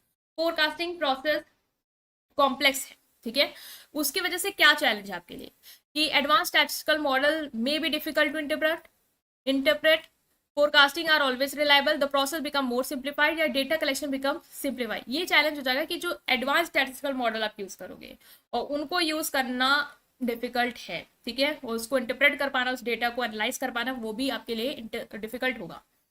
What is one major drawback of forecasting being time consuming. Forecasting time consuming है, इसका major drawback क्या है, ये सारे task की speed बढ़ा देगा, रिसोर्स को आपको डाइवर्ट कर देगा उन रिसोर्स से जो आपके लिए एसेंशियल है, divert resource from other essential task, मतलब आप सिर्फ उसी चीज पे फोकस करोगे जहां आप एम्प्लॉयज को, मनी को, फाइनेंस को लगा सकते हो, दूसरे टास्क में जो इंपॉर्टेंट है वहां से आप भटक जाओगे। ये प्रिडिक्ट करता है फ्यूचर, मतलब परफेक्ट प्रिडिक्शन इंश्योर करता है, टाइम कंज्यूमिंग है इसलिए, और ये रिड्यूस करता है अनसर्टेनिटी। तो यही है कि आप टाइम कंज्यूमिंग है तो वहीं पे सारा टाइम दे दोगे जहां पे जरूरी नहीं है, ठीक है, और जो जरूरी है वहां से आप भटक सकते हो क्योंकि आप एक ही चीज पे ध्यान लेने लग जाओगे। लिमिटेड स्कोप है फोरकास्टिंग का, जो एफेक्ट करता है उसकी एक्यूरेसी को कैसे, ये सिर्फ पॉसिबल फैक्टर को इंक्लूड करता है, it may not account for enforcing change और कॉम्पिटिशन। हाँ, it predict everything accurately, it simplifies the forecasting process. ये है कि ये आप ना लिमिटेड स्कोप हमने पढ़ा था भी इसलिए क्योंकि जो नई टेक्नोलॉजी आ रही है या न्यू कॉम्पिटिटर आ रहे हैं उनके बेसिस पे आप उतना प्रिडिक्शन नहीं कर सकते हो क्योंकि वो अभी आ ही रहा है, जो पास्ट डेटा है जो करंट चल रहा है उसके हिसाब से कर सकते हो। सो लिमिटेड है इसका स्कोर। सो ये है आपके आंसर आउट ऑफ 6। आपको अपना जो स्कोर है वो कमेंट सेक्शन में देना है। Part we are going to discuss this topic that is steps in forecasting process, ठीक है, जो भी स्टेप्स हैं in the process of forecasting वो हम डिस्कस करेंगे। एंड मोस्ट इंपॉर्टेंट थिंग ये है यहाँ पे कि हम स्टेप जो भी हैं उनको वन बाय वन तो डिस्कस करते ही हैं जैसा कि आपको पता है, बट अगर आप न्यू हैं तो आपको ये जानना जरूरी है कि लास्ट में जो है वो आपका क्विज टेस्ट भी होगा जिसके जो भी क्वेश्चन है वो बनेंगे आपके इन्हीं स्टेप से जो हमने अभी डिस्कस किया है, जिसका स्कोर आपको कमेंट सेक्शन में देना है। इससे क्लियरिटी ये हो जाएगी कि आपको कितना समझ में आया, और अगर नहीं समझ में आया तो दोबारा देखेंगे और समझने की कोशिश करेंगे। राइट, सो विथ फोकस, वो करते हैं स्टेप्स के साथ। तो फर्स्ट है आपका कि फोरकास्टिंग, हमने डिस्कस किया था फोरकास्टिंग की मीनिंग, इंपॉर्टेंट फीचर, प्रोसेस, सब देख के आइए पहले। अभी हम प्रोसेस ऑफ फोरकास्टिंग डिस्कस करेंगे, हम फोरकास्टिंग करते कैसे हैं, क्या क्या स्टेप्स हैं यहाँ पे। पहला है सेट क्लियर गोल, मतलब हम सबसे पहले हमें डिसाइड करना है कि हम क्या प्रिडिक्ट करना चाहते हैं, what you want to predict. मतलब ठीक है, फोरकास्टिंग कर रहे हैं, एक गेस वर्क कर रहे हैं, ये फ्यूचर में ऐसा होगा, बट किसके बारे में, किस चीज को लेके प्रिडिक्ट कर रहे हैं और क्यों कर रहे हैं। ठीक है, पर्पस क्या है फोरकास्टिंग का आपको पता होना चाहिए, और टाइम फ्रेम पता होना चाहिए कि मतलब आपको लॉन्ग टर्म की फोरकास्टिंग करनी है, शॉर्ट टर्म की करनी है, या मीडियम टर्म की करनी है। जैसे एग्जांपल है तो मान लो किसी की बेकरी है, ठीक है, और जो बेकरी है वो ये फोरकास्ट करना चाहती है कि उसके जो आने वाला मंथ है उसमें उसके कितने कप केक्स की सेल हो सकती है। ठीक है, वो ये समझना चाहता है, और इसका पर्पस ये है ताकि वो उतने ही कप केक्स को हर दिन बेक करेगा ताकि डिमांड को पूरी कर ले जाए और कोई इसका प्रोडक्ट भी वेस्ट ना हो। तो टाइम फ्रेम भी उसको क्लियर है कि उसको नेक्स्ट मंथ की ही जो है वो फोरकास्टिंग करनी है, क्या करना है उसको क्लियर है, क्यों करना है क्लियर है, और किस टाइम फ्रेम में करना है वो भी उसको क्लियर है। ठीक है, नेक्स्ट जो स्टेप आता है वो आता है gather information. Gather information means एक बार ये पता चल गया कि क्या फोरकास्ट करना है, अब हम उससे रिलेटेड जो भी डेटा है, इन्फॉर्मेशन है, वो कलेक्ट करेंगे। बिना डेटा के आप राइट गेस नहीं कर पाओ। ठीक है, सो कुछ होना चाहिए इन्फॉर्मेशन जिसके बेसिस पे आप वो गेस वर्क कर रहे हो। तो जो भी पास डेटा है, जो भी आपके फोरकास्ट से रिलेटेड है, उसको कलेक्ट करो। जैसे कि कितने प्रीवियस सेल्स नंबर थे, मार्केट में क्या चेंजेस था, इकोनॉमिक साइंस क्या थे, ये आप से रिलेटेड डेटा कलेक्ट करो। जो भी इन्फॉर्मेशन हो वो इनकरेक्ट नहीं होनी चाहिए, करेक्ट होनी चाहिए, ट्रस्ट वर्दी होनी चाहिए, और अप टू डेट होनी चाहिए। ठीक है, जिससे आपको बेस्ट पॉसिबल फोरकास्ट मिले। मतलब अगर गलत डेटा को लेके फोरकास्टिंग कर रहे हो ना, तो ऑफकोर्स आपका जो फोरकास्ट है वो गलत ही होगी। तो ये आपको करना है। लाइक आपने क्या किया कि जो भी आपका डेटा है बेकरी के सेल से नेक्स्ट से प्रीवियस वाले मंथ में क्या रही है, जब हॉलीडे, वो आपने देखा कि जो भी आपको समझ में आया। ठीक है, एनालाइज करेंगे वो हम बाद में, पहले हमने डेटा कलेक्ट कर दिया कि लास्ट मंथ में जो भी सेल्स हुई है उसके रिगार्डिंग हमने डेटा कलेक्ट किया, और वो भी आपके अकाउंट्स में बकायदा रखा था, तो वो करेक्ट है, ट्रस्टवर्दी है। नेक्स्ट आता है चूज अ मेथड। अब आप मेथड चूज करेंगे, means pick the right forecasting technique based on your goals and available data. जो भी डेटा आपने कलेक्ट किया और जो भी आपका गोल है उसके बेसिस पे कौन सी टेक्निक आपको यूज करनी है फोरकास्टिंग की, वो सेलेक्ट करेंगे। बहुत सारे मेथड होते हैं, एक्सपर्ट्स ओपिनियन ले सकते हैं, या फिर आप स्टैटिस्टिक्स यूज कर सकते हो, एवरेज निकालना, ठीक है, मीन मीडियन मोड, ये सब के थ्रू आप फोरकास्टिंग कर सकते हो। ठीक है, उसके बाद आपको क्या करना है, डेटा को एनालाइज करना है। Use the chosen method to examine the data and look for pattern, trend and relationship. जैसे कि आपने स्टैटिस्टिक का मेथड लिया एवरेज, ठीक है, मान लो लास्ट 3 मंथ में जो भी सेल हुई, मैं उसका एवरेज निकालूं कि एवरेज कितना जा रहा है। ठीक है, तो उसके बेसिस पे आपने जो भी डेटा कलेक्ट किया, आप उसको उस पैटर्न, उस ट्रेंड में एनालाइज करना शुरू करोगे। कोरिलेशन यूज कर सकते हो, जो भी स्टैटिस्टिकल मेथड होते हैं वो यूज कर रहे हो, उससे डेटा को एनालाइज करो। इससे आप एक्यूरेट प्रिडिक्शन बना पाओ। जैसे 3 मंथ का एवरेज ले लिया, तो ऑन एवरेज इतना तो बिक ही रहा है। ठीक है, हॉलीडेज के टाइम और ऐसे में आपको पता चल रहा है इतना तो बिक ही रहा है, तो हमने उसी हिसाब से अपना आगे की फोरकास्टिंग करनी है। नेक्स्ट हम करेंगे फोरकास्ट, जो भी एनालिसिस हुआ उससे हम एक एजुकेटेड गेस बनाएंगे कि क्या हो सकता है फ्यूचर में। ये हमें दिमाग में रखना है कि फोरकास्टिंग की लिमिटेशन होती है, हो सकता है फ्यूचर अनसर्टेन हो जाए, जो हमने सोचा वो ना। ठीक है, बट देन टू हम एक कोशिश करेंगे एक्यूरेट गेस कर पाए। Validate the forecast, check your prediction against actual outcome. अब जो हुआ मान लो आपने सोचा था sell on an average 100 cupcakes तो बिकेंगे, जो कि हमने प्रीवियस ईयर का डेटा लिया उसके हिसाब से। तो अब हम देखेंगे क्या हमारा जो प्रोडिक्शन था और जो एक्चुअल में हो रहा है क्या वो सही है या नहीं, कितना हमारा फोरकास्ट सही रहा। ठीक है, ये है कि आप इस स्टेप में ये एनालाइज करोगे कि आपका फोरकास्ट जो आपने किया वो कितना ज्यादा सही है। ठीक है, this step help identifying any issues और inaccuracy in the forecasting process and guide improvement in future forecast. इससे क्या होगा, आपको पता चल जाएगा कि आपने कहाँ गलती करी, और फ्यूचर में आप उसके रिगार्डिंग चीजें इंप्रूव कर सकते हो। रिव्यू एंड एडजस्ट, रेगुलरली अपने फोरकास्ट को रिव्यू करते रहो और अपडेट करते रहो जैसे भी आपके पास न्यू इन्फॉर्मेशन, लाइक आपको लग रहा है कोई नया ट्रेंड मार्केट में आया, तो उसके हिसाब से सेल्स बढ़ सकती है, तो उसको अपडेट करो, ठीक है, उसके हिसाब से चीज़ों को चेंज करो। फ्लेक्सिबल रहो, मीन्स एक बार प्रेडिक्शन कर लिया तो ये नहीं है कि उसी के हिसाब से प्लान जो रिजिड बन गया वही फॉलो करना है, आप चेंज कर सकते हो as per the need, right. So now let's take a quiz test. सबसे पहले what is the first step in forecasting process? पहला स्टेप क्या था? वो था आपको कि पहले आप गोल्स को क्लियर करो, ठीक है, क्या फोरकास्ट करना है और क्यों करना है, ठीक है। नेक्स्ट है why is gathering information important forecasting? Forecasting में इन्फॉर्मेशन गैदर करना क्यों इंपॉर्टेंट? ताकि आप रैंडम गेस कर पाओ, ताकि आप ये इंश्योर कर पाओ कि डेटा करेक्ट है और ट्रस्टवर्दी है, ताकि आप मार्केट के ट्रस्ट को ब्लाइंडली फॉलो कर पाओ या स्किप कर दो analysis step. So of course ये है कि आप ये इंश्योर कर पाओ कि जो भी डेटा है वो करेक्ट है और ट्रस्टवर्दी है। Which of the following method is not commonly used in forecasting? Forecasting में कौन सा मैथड यूज नहीं होता है? Expert opinion, statistical model, guess work या एल्गोरिथम? आप एक्सपर्ट ओपिनियन यूज कर सकते हो, स्टैटिस्टिकल मॉडल यूज कर सकते हो, एल्गोरिथम। गेस वर्क नहीं यूज होता, गेस नहीं मानना है, कुछ एक्यूरेट गेस करना है तो जिसका कोई बेस होना चाहिए साइंटिफिक, राइट, मॉडल्स, एल्गोरिथम, ये सब। What is the role of data analysis in forecasting? Forecasting में डेटा एनालिसिस का क्या रोल है? नए डेटा को कलेक्ट करना, look for pattern and trends, to skip conclusion, avoid prediction. Of course हमें पैटर्न एंड ट्रेंड को समझना है, इसलिए हम डेटा को एनालाइज करते हैं। How do you validate a forecast? Forecast को कैसे वैलिडेट करेंगे कि फोरकास्ट जो हमने किया था वो सही है या नहीं, वो कैसे बताएंगे? बाय मेकिंग न्यू एजम्पशन, नए एजम्पशन, नया फोरकास्टिंग करके। By comparing prediction with actual outcome, जो हमने प्रोडिक्ट किया था और जो एक्चुअल आया उसको कंपेयर करके, पास्ट डेटा को इग्नोर करके या नया मेथड लाके। ऑफ कोर्स कंपेयर करेंगे कि जो हमने सोचा था और जो हुआ वो कितना सही है, उस हिसाब से पता चलेगा हमारा फोरकास्ट कितना सही था। Why is it important to review and adjust forecast regularly? क्यों जरूरी है कि अपने फोरकास्ट को रिव्यू करते रहो और रेगुलरली अपडेट करते रहो?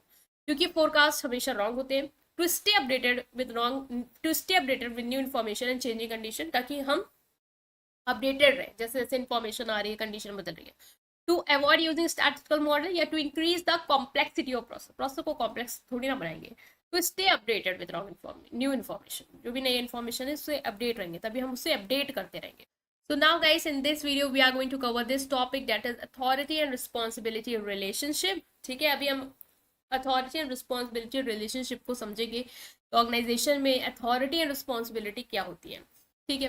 तो अथॉरिटी एंड रिस्पॉन्सिबिलिटी रिलेशनशिप से क्वेश्चन आ सकता है। ये ऑर्गेनाइजेशनल मैनेजमेंट का फंडामेंटल कॉन्सेप्ट, ठीक है। एक ऑर्गेनाइजेशन में क्या होता है, एक ऑर्गेनाइजेशन का स्ट्रक्चर कैसा होता है? एक ऑर्गेनाइजेशन में top level, middle level, lower level ऐसे होता है, ठीक है। और वहां पे जैसे जो मैनेजर है, जो बॉस है, और उसके अंडर जो काम कर रहे हैं सुपरवाइजर है, तो उनमें से क्या होता है, जो अथॉरिटी है मीन्स पावर है और जो जिम्मेदारी है वो डिवाइड होती है। तो कैसा रिलेशन होना चाहिए अथॉरिटी रिस्पॉन्सिबिलिटी में? क्या किस इंसान के पास पावर है उसके पास रिस्पॉन्सिबिलिटी होनी चाहिए, या जिसके पास रिस्पॉन्सिबिलिटी उसको पावर देने की जरूरत है या नहीं? मतलब किस तरीके से हमें इस तरीके के रिलेशन को समझना है वो हम समझेंगे। और ये बहुत जरूरी होता है अंडरस्टैंड कर पाना, ताकि आप प्रॉपर डेलीगेशन कर पाओ, ऐसा डेलीगेशन कर पाओ, ऐसे पावर को, ड्यूटीज को बांट पाओ जिससे आपकी ऑर्गेनाइजेशन को बेनिफिट हो, ठीक है। पहला आता है अथॉरिटी। यहाँ पे इस टर्मकोलॉजी को समझेंगे कि अथॉरिटी क्या होता है, ठीक है। First of all we will understand what is authority. Authority का मैं एक वर्ड बोलूँ, होती है पावर, ठीक है। Authority refers to legitimate power or right granted to an individual, position or department within organization to make decision, give order and take action. कोई भी डिपार्टमेंट हो जाए, या डिपार्टमेंट में जो लोग हैं, या कोई इंडिविजुअल जिसको हमने ये पावर दिया या राइट दिया कि वो डिसीजन ले सकता है, वो ऑर्डर दे सकता है, वो एक्शन ले सकता है, उसे कहते हैं अथॉरिटी। एक ऑर्गेनाइजेशन में मान लो कोई मैनेजर, आपने उसको पावर दी है कि आपके पास इतनी अथॉरिटी है, आपके पास ये पावर है कि आप बता सकते हैं अपने अंडर काम करने वाले लोगों को कि उन्हें क्या करना है, कैसे करना है, और आपको जब लगता है कि मुझे कोई डिसीजन लेना है वो भी आप ले सकते हैं। तो ये क्या दे दी हमने उसको, पावर दे दी। It is ability to exert influence, allocate resource and make choice that affect the organisation and its member. Of course ये जो भी पावर या जो राइट दिया है उससे क्या होगा, वो एक प्रभाव डाल पाएगा लोगों में। रिसोर्सेज के कैसे डिस्ट्रीब्यूशन होना है, किसको कहाँ लगाना है, कैसे लगाना है, वो उसके ऊपर होगा, और ये पूरी ऑर्गेनाइजेशन की वर्किंग को इफेक्ट करेगा। मान लो आपने एक ऐसे इंसान को पावर दी जो उसका मिसयूज कर रहा है, कहते नहीं कि पावर का मिसयूज करे, व्हाट पावर का मिसयूज बताओ, कि हमने उसको ऐसी अथॉरिटी दे दी जो जिससे वो इंपॉर्टेंट डिसीजन ले सकता था और वो गलत इंपॉर्टेंट डिसीजन ले रहा है, ठीक है, गलत डिसीजन ले रहा है जिससे लोगों को दिक्कत हो रही है। तो अथॉरिटी हो गई ये कि क्या होती है, पावर होती है। रिस्पॉन्सिबिलिटी मीन जिम्मेदारी, ऑब्लिगेशन और duty to perform specific task, fulfil job roles and achieve objective within the organisation. एक ऑर्गेनाइजेशन में जो भी टास्क है उसको परफॉर्म करने की जो ड्यूटी है, ऑब्लिगेशन है, वो रिस्पॉन्सिबिलिटी होती है। ठीक है, कि आपको जो भी काम दिया गया उसको आपको जिम्मेदारी के साथ क्या करना है, पूरा करना है। It is accountability for carrying out assigning activities effectively meeting establish standard. जो भी आपको बताएगा कि इस हिसाब से काम होना है, वो अब आपकी जिम्मेदारी है, आप उसके लिए जिम्मेदार हो कि मुझे उसको उसी तरीके से क्या करना है, एग्जीक्यूट करना है, परफॉर्म करना है। तो अब इस दोनों में क्या रिलेशन होता है, एक तो हो गई पावर, एक तो हो गई जिम्मेदारी। इनमें रिलेशन क्या है एक ऑर्गेनाइजेशन में? पहला है, अगर हमने जैसे मान लो किसी को अथॉरिटी दे दी बट रिस्पॉन्सिबिलिटी नहीं दी, मतलब किसी को पावर दे दी लेकिन वो किसी चीज के लिए जिम्मेदार नहीं है, तो क्या होगा? एक ऐसा सिनेरियो है जहां पे एक इंडिविजुअल या कोई भी पोजीशन है किसी डिपार्टमेंट, उसको एक पावर दे दी कि उसे डिसीजन लेना है और ऑर्डर देना है, लेकिन उसको उसके ऑर्डर या डिसीजन का क्या इम्पैक्ट पड़ता है ऑर्गेनाइजेशन, वो उसके लिए जिम्मेदार नहीं है। तो इस सिचुएशन वो क्या करेगा, अपनी अथॉरिटी को मिसयूज करने लग जाएगा, क्योंकि उसको पता है कि मैं कुछ भी डिसीजन ले सकता हूँ। तो अगर उसको लग रहा है कि किसी को कोई एम्प्लॉय उससे उसकी बन नहीं रही हो तो उसको उसको नीचा दिखाना, तो मान लो उसको रेस्ट्रिकेट करने का वो डिसीजन ले ले, बल्कि उसने कुछ गलत ना किया हो, जिससे क्या हो रहा है, वो ऐसे डिसीजन ले रहा है जो कि गलत है। ठीक है, और उसके डिसीजन से एक ऑर्गेनाइजेशन का एक अच्छा खासा एम्प्लॉय जा रहा है। तो इससे क्या होगा, आपको जो अथॉरिटी दे दी गई वो इस हिसाब से दी गई कि आपको रिस्पॉन्सिबिलिटी भी है कि ऑर्गेनाइजेशन की सक्सेस रिस्पॉन्सिबिलिटी। तो आप ये सोचोगे कि इससे ऑर्गेनाइजेशन का नुकसान है, वो आप नहीं सोच रहे कि आपको रिस्पॉन्सिबिलिटी दी नहीं गई है। दूसरा है, आपको जिम्मेदारी दे दी लेकिन अथॉरिटी ना दी हो। तो ऐसा सिचुएशन में क्या होता है कि ऐसे इंडिविजुअल को आपने बहुत सारे टास्क दे दिए, ऑब्जेक्टिव दे दिए, लेकिन उसको जो अथॉरिटी चाहिए, ठीक है, उस टास्क को परफॉर्म करने के लिए या उस एक्शन को परफॉर्म करने के लिए, वो आपने नहीं दी। मान लो कोई एम्प्लॉय, आपने उसको टास्क दे दिया कि आपको जो है वो 50 बॉक्स बनाने हैं, और 50 बॉक्स बनाने के लिए जो उसके पास पावर होनी चाहिए कि वो जाके मान लो जहाँ पे गोडाउन है, जहाँ पे सामान रखा है, वहां से अपने सामान ला सकता है, वो आपने दी नहीं उसको अथॉरिटी की, उतनी उसके पास पावर है कि वो जाके ला सकता है। ठीक है, तो क्या होगा, वो काम नहीं कर पाएगा, क्योंकि उसको आपको पावर भी देनी चाहिए थी जिम्मेदारी के साथ साथ। तो इससे क्या होगा कि अगर आपके पास रिस्पॉन्सिबिलिटी है लेकिन अथॉरिटी भी नहीं है, तब भी वो रिस्पॉन्सिबिलिटी वो आप नहीं पूरा कर पाओगे, आपके अंदर फ्रस्ट्रेशन होगी, आपको लगेगा कि मैं ये चीज कर ही नहीं पा रहा हूँ, और उससे आपको दिक्कत होगी। इसीलिए कहते हैं एक बैलेंस्ड रिलेशनशिप होना चाहिए, मतलब एक आइडियल सिनेरियो होना चाहिए जहाँ पे अथॉरिटी रिस्पॉन्सिबिलिटी बैलेंस्ड हो, मतलब जितनी पावर दी है उतनी ही उसको जिम्मेदारी भी दी है, और जितनी पावर जिम्मेदारी उतनी उसको पावर भी दी है कि वो चीजें वो कर पाए। ठीक है, जो भी इंडिविजुअल है उसको इतनी अथॉरिटी दो कि वो डिसीजन ले, एक्शन ले, लेकिन उस एक्शन से क्या होता है ऑर्गेनाइजेशन के लिए, उसके लिए भी जिम्मेदारी ले। तभी जब आपके पास पावर है और आपको पता है मेरे एक्शन से कुछ गलत हो सकता है, तो आप ऐसे एक्शन लोगे ही नहीं जिससे कुछ गलत हो और आप पे वो ब्लेम आए। ठीक है, आप सोच समझ के डिसीजन लोगे, इसीलिए आपका जो अथॉरिटी रिस्पॉन्सिबिलिटी का जो रिलेशन है वो बैलेंस्ड होना चाहिए। ठीक है, तो हमने डिस्कस कर लिया कि कैसा रिलेशन होना चाहिए। Now let's take a quiz test, जिसका स्कोर आपको कमेंट सेक्शन में देना है। तो पहला है, which of the following best define authority in the organisation. अभी हमने पढ़ा अथॉरिटी क्या होती है, ability to perform a task, legitimate power to make decision and give orders. Of course यही है कि अथॉरिटी मतलब पावर है आपके पास कि आप डिसीजन ले सकते हो और ऑर्डर दे सकते हो। ठीक है, नेक्स्ट है, what happens when someone has authority without responsibility. किसी के पास पावर तो है लेकिन उसके पास कोई जिम्मेदारी नहीं, तो क्या होगा? पर्सन हाईली अकाउंटेबल हो जाएगा अपने एक्शन के लिए कि हाँ मैं अपने एक्शन के लिए जिम्मेदार हूँ। The person may misuse their power and avoid accountability. The person become overburden with the task, the organisation function more efficient. Of course person जो है वो अपने पावर का मिस यूज करेगा। In an organisation responsibility refers to, responsibility क्या होती है? Power होती है, ऑफकोर्स नॉट। एबिलिटी होती है कि आप दूसरे पे प्रभाव डाल पाओगे, नहीं, वो तो अथॉरिटी में आएगा।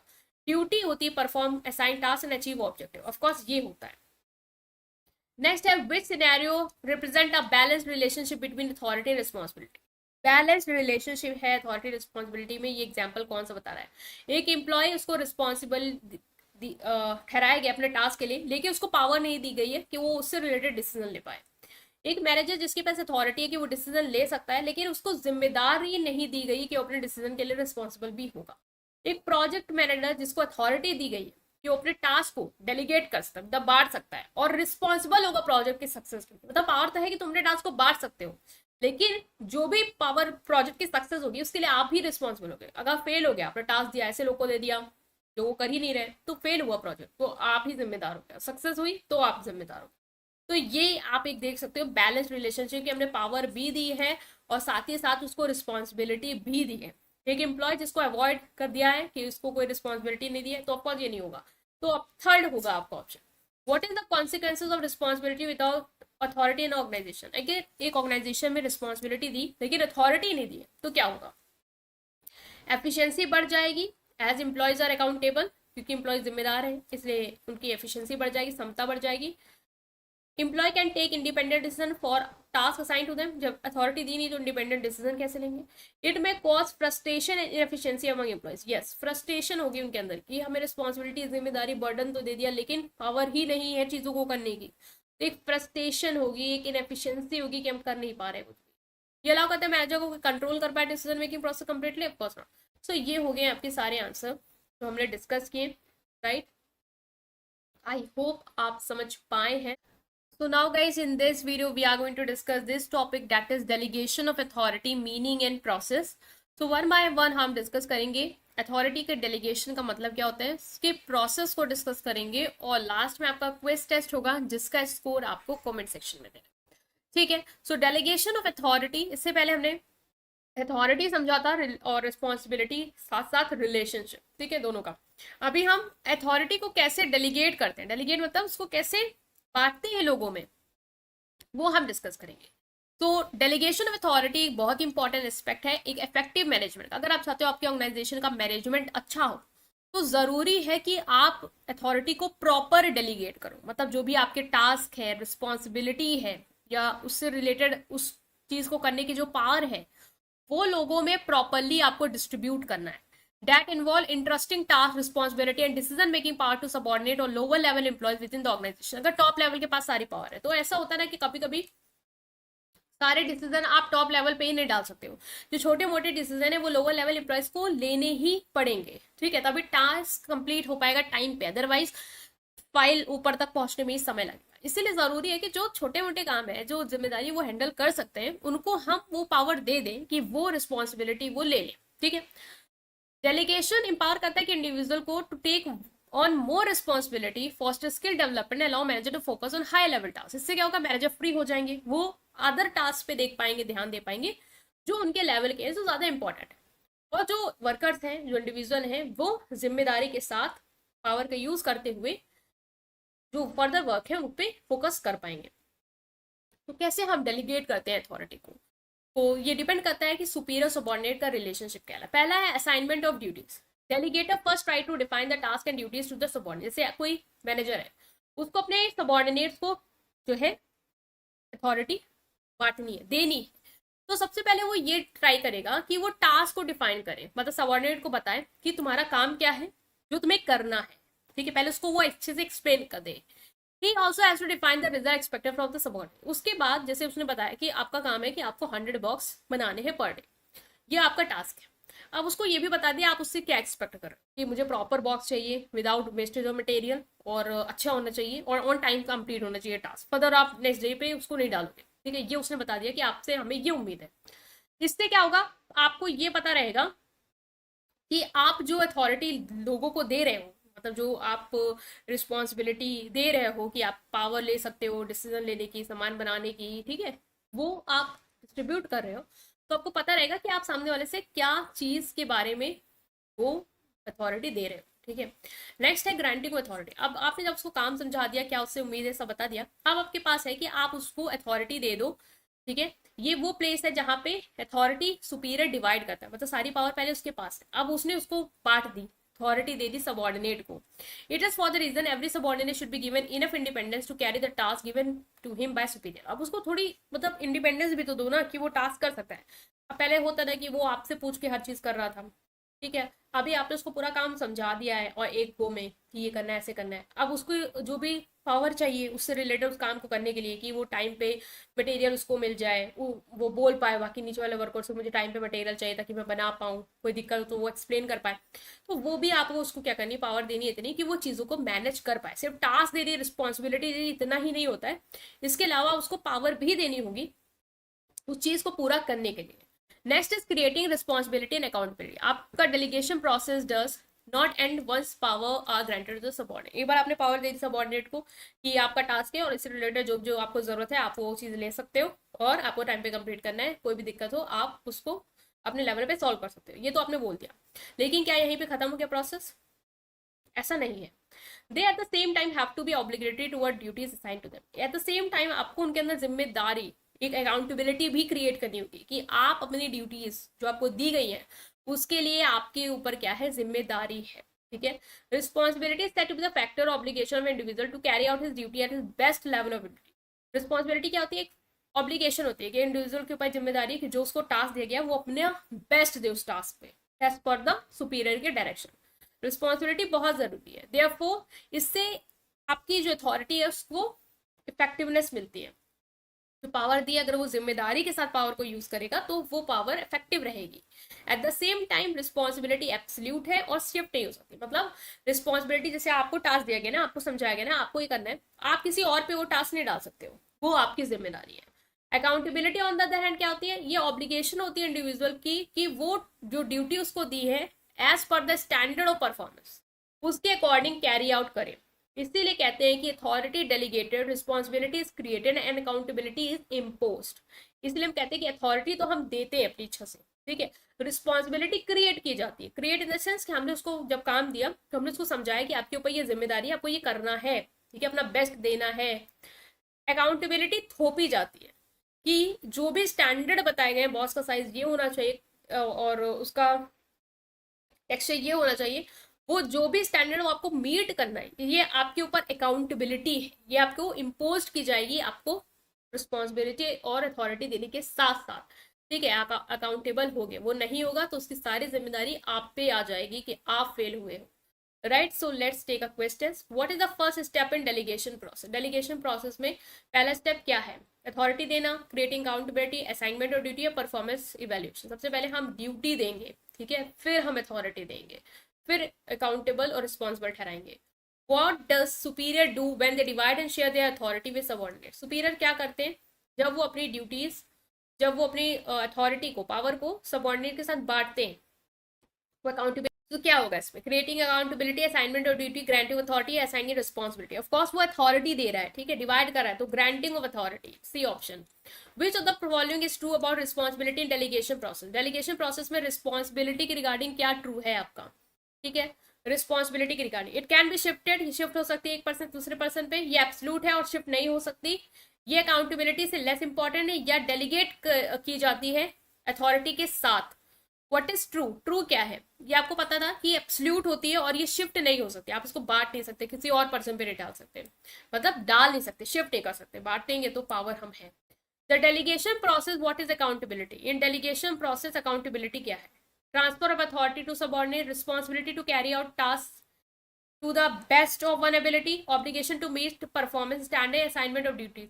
देखो ये होता है obligation to meet performance standard, जो भी स्टैंडर्ड सेट किया, मतलब कि आपको अगर बताया गया बॉस इस स्टैंडर्ड का होगा तो वही आपको पूरा करना है, वो थोप दिया गया आप पे, बेस्ट देना, ट्राई करना, वो रिस्पॉन्सिबिलिटी है कि आप ट्राई करो अपना बेस्ट, बट एकदम थोपा गया है नहीं यही चाहिए, वो है अकाउंटेबिलिटी।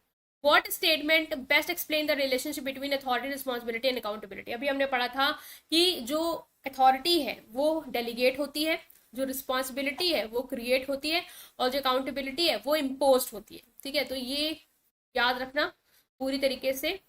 राइट, तो हमने ये डिस्कस कर लिया, आई होप आप समझ पाए। स्टिल कोई भी डाउट है कमेंट सेक्शन में पूछेंगे, वीडियो को लाइक करेंगे, चैनल को सब्सक्राइब करेंगे। Thank you.